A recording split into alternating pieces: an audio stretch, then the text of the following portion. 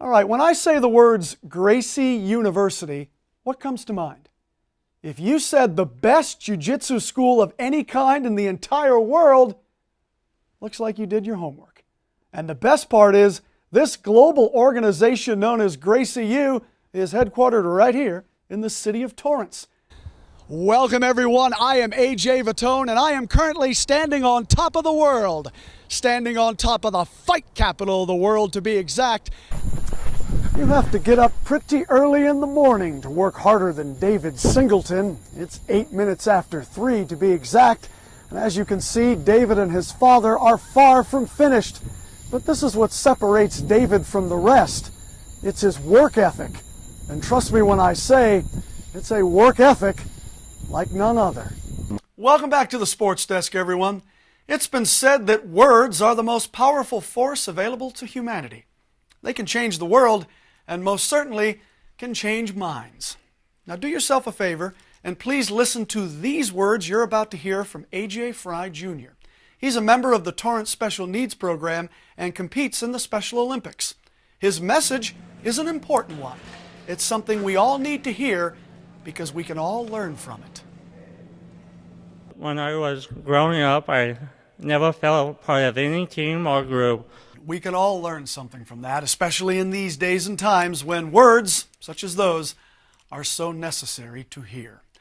What you were just listening to was part of a much longer speech that Fry gave during a recent banquet. Just so you know, Sports Desk reporter Danny Miskell will have more on Fry's powerful speech on next week's episode. Trust me when I say, you don't want to miss that. For those who like being kept in suspense, the Pioneer League Softball Championship is just what the doctor ordered. 2 teams playing 2 separate games at the exact same time on the final day of the regular season, with both teams tied for first place and both teams hoping they win while hoping the other loses. Now that's suspenseful. Welcome back to the Sports Desk, everyone. I challenge you to a game of whiff-waff. At least that's what the British used to call it when it was first invented. You and I like to call it ping pong or perhaps table tennis. The question is, do you actually know how to play the game? Danny Miskell spent time at the Torrance South Bay YMCA, and she's going to teach us about whiff-waff. One of the instructors at Gracie Academy is none other than UFC fighter Brian T-City Ortega. He's a little busy right now because he's training for his world title fight with reigning featherweight champ Max Holloway. The two will battle in the co-main event of UFC 226, which takes place on July 7th live from Las Vegas, exclusively on UFC pay-per-view. Ortega is currently undefeated, boasting an unblemished MMA record of 14-0. The man they call T-City is one of the UFC's rising stars, and he got his start at Gracie Academy, now known as Gracie University. Henry Gracie remembers his first encounter with a young 13-year-old Ortega. This kid comes in here, Gracie University, 13 years old is when he lands here. He got beat up in a street fight. His dad wanted to teach him self-defense on the ground because he got caught in a headlock. He was a good kickboxer but had no ground. This kid was so dedicated, never missed a class, always showed up, always doing the techniques, immaculate technique, great absorption. And the second I saw him, I said, this kid's special. He doesn't talk, but he's special. Something's going on here. You're absolutely right, Henry. Best of luck to Brian Ortega on July the 7th. Bring that belt back home to Torrance where it belongs, brother. Gotta rep the U, right? Gracie U, of course.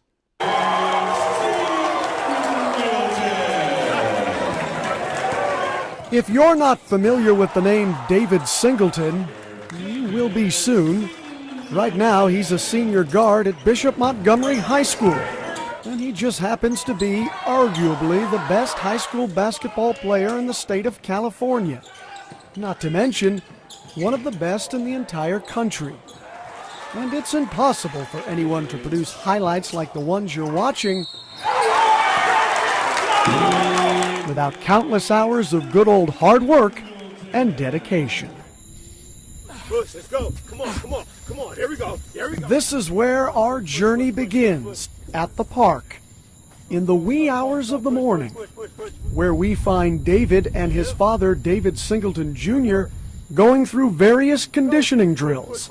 Let's go. Drop it. Let's go. It's a morning routine the two have had since young David was a child. Push, let's go. You have to get up pretty early in the morning to work harder than David Singleton. It's 8 minutes after 3 to be exact. And as you can see, David and his father are far from finished. But this is what separates David from the rest. It's his work ethic. And trust me when I say, it's a work ethic like none other. My father always taught me someone's always out working, someone's out trying to take your spot. I'm out here working while others are not. So when I step on the course, that pride that kicks in, that I already prepared way before he even woke up this morning. We're not quite sure if David actually sleeps. We assume he does, of course. But you wouldn't think that if you spent time with him. When he's not in school, David spends almost every waking moment either practicing or working out. He shoots at least 1,000 shots a day. 800 would be the minimum. On this particular evening, David is working out with basketball trainer Earl Ramsey. All right, let's go. I'm pushing. Nice. There you go. He's known David now for 15 years and still can't get over just how hard David works at perfecting his craft. He works like he's not good. Literally. He works like a 12th man, like he's trying to make a team. Like I don't do that. You know what I mean? Maybe Kobe, maybe, the very best, but I think his work ethic is his talent. And it's hard to argue with that statement. It's also hard to argue that David was born to play the game of basketball. It was a game, after all, that he embraced at a very young age. David's father explains. He saw the game early, even in the stroller.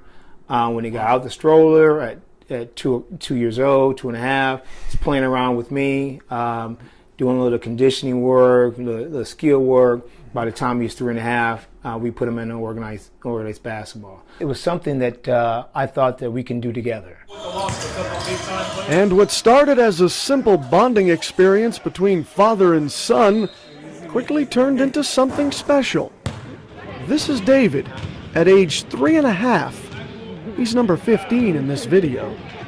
And he's playing against kids twice his age.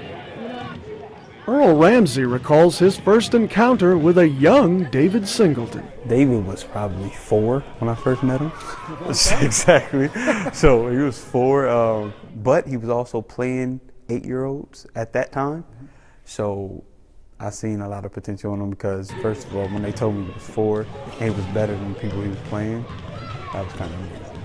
It was around age 6 that David's parents, David and Natalie, started noticing that their only child was turning into a basketball phenom. Evidence of that appears throughout the Singleton home, which is decorated in David's achievements. From medals, to awards, to trophies, including the very first trophy David ever won, when he was just 3.5 years old. We kept it because it's important to me. It signified when I first started loving basketball, when I first started playing and loving basketball right here. By the time he was in the 2nd grade, David's mom, Natalie, began the process that ultimately led to David attending Bishop Montgomery High School. I started looking at high schools for him when he was about 7 or 8, just to follow them and get to know their coaching philosophies, their academics and stuff like that. When I saw Bishop Montgomery play in my 8th grade year, and they were interested in me going to the school, I thought, man, I must really be doing something right. Bishop Montgomery head coach Doug Mitchell, now in his 29th season with the program, remembers seeing a young kid with talent and an unbridled passion for the game of basketball. He's a tremendous talent. He's a tremendous teammate. I think a lot of the intangibles people don't see what a good teammate he is and how vocal he is. I think obviously he can put the ball in the basket. He can score in a lot of different ways, but I think his leadership's also great for us. And his leadership is one of the reasons why Bishop Montgomery is currently ranked in the nation's top 5 and also pursuing its 2nd consecutive state championship. We usually get opponents' best games when they play against Bishop, When I see people trying to come at us, it makes me want to go at them even harder. Like, we're trying to defend like our title, like that something on our chest that means something to us. It's more than basketball, you know. It's like lifestyle on and off the court. And if that doesn't serve as enough motivation, just check out David's sneaker collection, and more importantly, the messages that are handwritten on each pair, honoring deceased friends and family members. So I wrote my granddad on my dad's side because he passed away recently. R.I.P. David the First, because I'm the third David, he was the first David. So without him, I wouldn't have my name, my dad wouldn't have his name. You know, I have like 3 pair of these I'm gonna show you. And I dedicate all 3 of them to my friend Rise, because he passed away to a sick illness.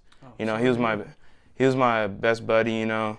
I played AAU with him since I was like 11, and he had a scholarship to LMU.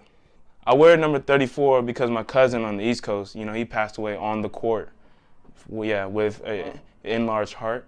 And so my number was originally 21, but I changed it to 34 in remembrance of him. And later this year, number 34 will be playing Division I basketball for one of the country's most storied programs, UCLA.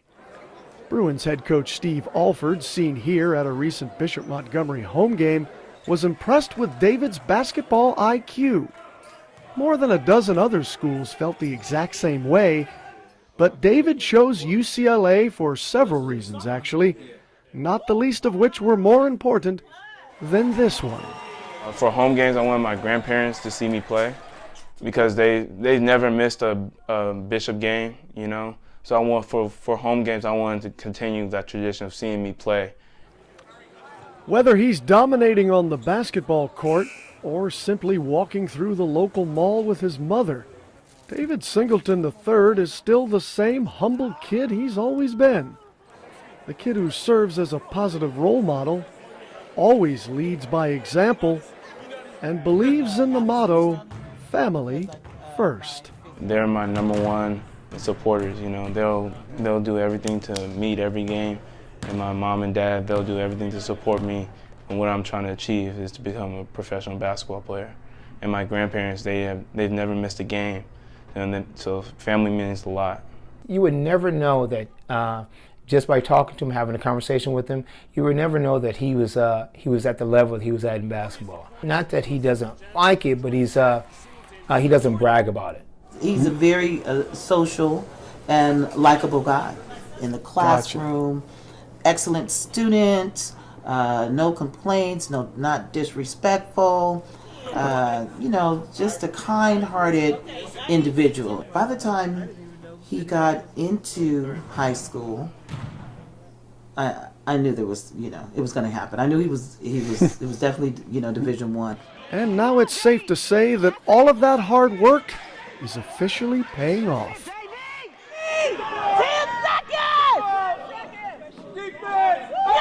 Reporting from Bishop Montgomery High School, I'm A.J. Vitone for the Sports Desk.